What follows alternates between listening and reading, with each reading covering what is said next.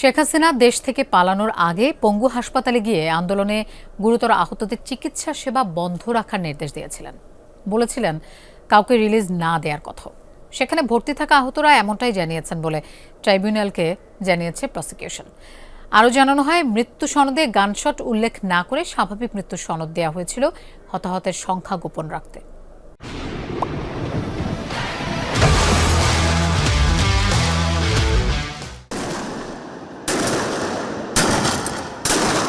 জুলাই আগস্টে ছাত্র জনতার আন্দোলনে নির্বিচারে গুলি চালায় আইন শৃঙ্খলা রক্ষাকারী বাহিনী, সাথে আওয়ামী লীগ ও অঙ্গ সংগঠনের নেতাকর্মীরা। তৎকালীন সরকার প্রধান শেখ হাসিনার নির্দেশেই চলে সে গণহত্যা। এরই মধ্যে জাতিসংঘের মানবাধিকার রিপোর্টেও প্রকাশ হয়েছে তা।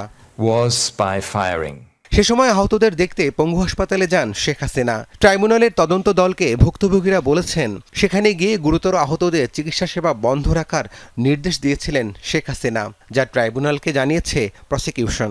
শেখ হাসিনা প্রথম দিকেই পালিয়ে যাওয়ার আগে একবার হসপিটাল ভিজিটে গিয়েছিলেন এবং সেখানে গিয়ে বলেছেন নো ট্রিটমেন্ট, নো রিলিজ, অর্থাৎ কোনো চিকিৎসা দেবেন না এবং কাউকে এখান থেকে রিলিজ করবেন না, যাতে বাইরে যেতে না পারে। এই নির্দেশাবলীর কথা সেখানকার রোগীরা জানিয়েছেন, ডাক্তাররাও জানিয়েছেন।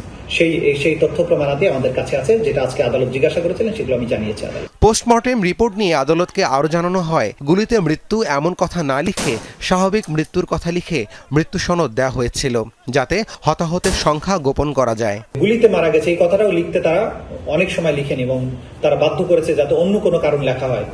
এই বিষয়টা আমরা আদালতে মেনশন করেছি এবং আদালত জানতে চেয়েছেন পোস্টমর্টেম রিপোর্ট ইম্পর্টেন্ট ডকুমেন্ট, কিন্তু আমরা বলেছি যে এখানে সার্কামস্ট্যান্স হচ্ছে মানবতা বিরোধী অপরাধ এই পর্যায়ে হয়েছে যে দ্রুত তাদেরকে লাশ দাফন করতে বাধ্য করা হয়েছে, চিকিৎসা নিতে বাধা দেওয়া হয়েছে।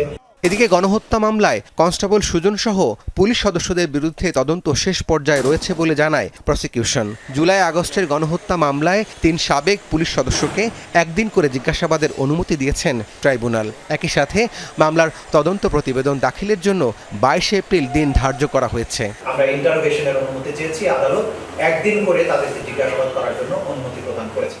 এদিন হাজির করা হয় 5 আগস্ট আন্দোলনে রামপুরা এলাকার নির্মাণাধীন ভবনের কার্নিশে ঝুলে থাকা ব্যক্তিকে গুলির ঘটনায় অভিযুক্ত এসআই চঞ্চল কুমার সরকার সহ 3 পুলিশ সদস্যকে। রাব্বি সিদ্দিকী, যমুনা নিউজ, ঢাকা।